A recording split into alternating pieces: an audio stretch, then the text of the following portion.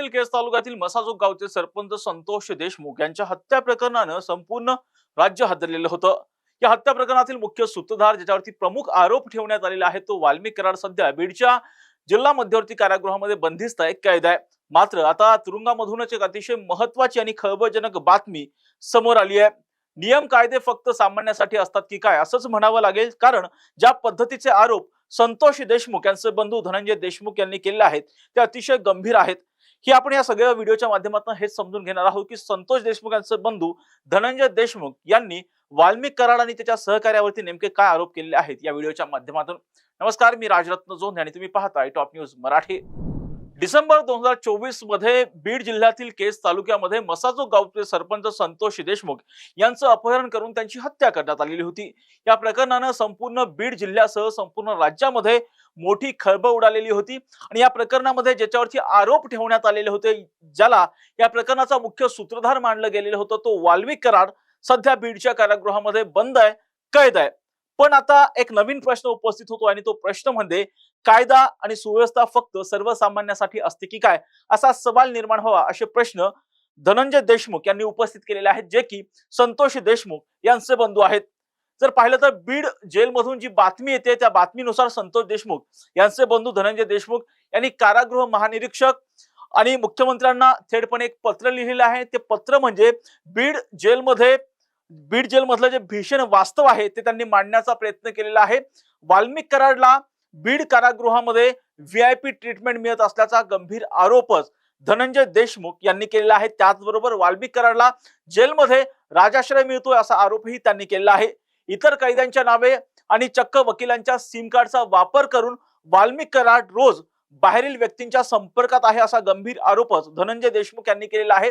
दररोज 2 ते 2.5 तास फोनवर बोलणं होतं आणि बीड मधील राजकीय सामाजिक परिस्थितीवर तुरुंगातूनच हा वाल्मिक कराड जो आहे तो प्रभाव टाकत असल्याचा गंभीर आरोप जो आहे धनंजय देशमुख यांनी पत्रामधून केलेला आहे। या धनंजय देशमुख यांच्या आरोपानंतर सुप्रिया सुळे यांनी सुद्धा अतिशय गंभीर आरोप आहेत जे केलेले आहेत। दुपारी जेव्हा इतर कैद्यांसाठी बंदीची वेळ असते तेव्हा वाल्मिक कराडला चक्क जेल अधीक्षकांच्या कार्यालयामध्ये बसवलं जातं। तिथे त्याला नियमबाह्य पद्धतीने व्हिडिओ कॉल करण्याची सुविधा पुरवली जाते। एवढंच नाही तर बराक क्रमांक 9 जवळील ज्या फोनवरून कैद्यांना बोलण्याची परवानगी असते त्या फोन जवळ जाणीवपूर्वक CCTV कॅमेरा बसवण्यात आलेला नाही असा गंभीर आरोप जो आहे तो करण्यात आलेला आहे। जेलर आणि वरिष्ठ अधिकाऱ्यांना अंधारात ठेवून किंवा त्यांच्या संगणमतानं हा संपूर्ण खेळ सुरू असल्याचा आरोपही सुप्रिया सुळे त्याचबरोबर धनंजय देशमुख यांनी केलेला आहे। हत्येसारख्या गंभीर गुन्ह्यातील आरोपीला अशा प्रकारे मोकळं रान मिळणं हा न्याय व्यवस्थेचा आणि पोलिसांचा थेट अपमान असल्याचं सुद्धा बोललं जात आहे। बीड मधील या गंभीर प्रकरणाची दखल घेत राष्ट्रवादी काँग्रेस पक्षाच्या अर्थात राष्ट्रवादी काँग्रेस शरदचंद्र पवार पक्षाच्या त्या खासदार आहेत सुप्रिया सुळे यांनी सुद्धा मुख्यमंत्र्यांना आहेत काही प्रश्न उपस्थित केलेले आहेत। सुप्रिया सुळे यांनी सोशल मीडियावर एक पोस्ट केलेली आहे, ज्या पोस्टमध्ये बीड जेलमधील कारभारावर जोरदार हल्लाबोल जो आहे तो सुप्रिया सुळे यांनी केला आहे।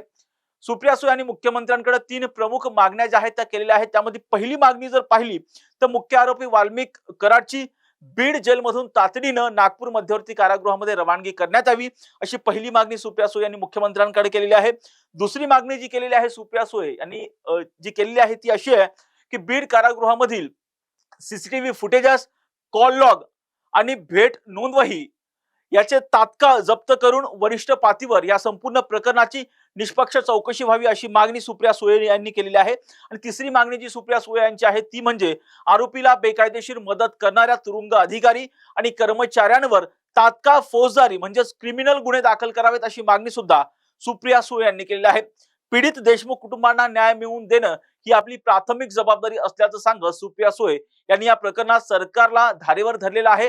एकीकडे संतोष देशमुख यांच्या हत्येमुळे एका कुटुंबाने आपला आधार गमावलेला आहे, तर दुसरीकडे या हत्येचा जो मुख्य आरोपी आहे तो फोनवरती तुरुंगामधून गप्पा मारतोय असा गंभीर आरोप करण्यात आलेला आहे। खरं तर या प्रकरणामध्ये आता उच्चस्तरीय चौकशी होते का आणि त्याचबरोबर या प्रकरणामधले सत्य नेमकं काय हे बाहेर येतं काय पाहणं आता महत्त्वाचं असणार आहे। या प्रत्येक घटनांचे अपडेट आम्ही टॉप न्यूज मराठीच्या माध्यमातून आपल्यापर्यंत पोहोचवणारच आहोत। यासाठीच तुम्ही पाहत राहा टॉप न्यूज मराठी, आपला महाराष्ट्र आपली बातमी।